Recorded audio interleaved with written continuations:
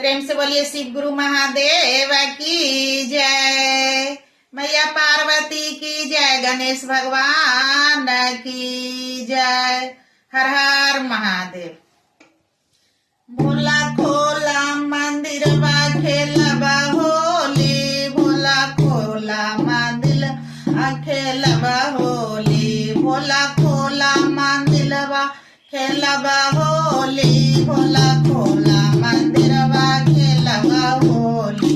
गंगा से खेलबा, चंदा से खेलबा, गंगा से खेलबा, चंदा से खेलबा, नगवा से खेलबा हर हर बोली, नगवा से खेलबा हर हर बोली। भोला खोला मंदिर बा खेलबा होली, भोला खोला मंदिर बा खेलबा होली, भोला खोला मंदिर बा खेलबा होली।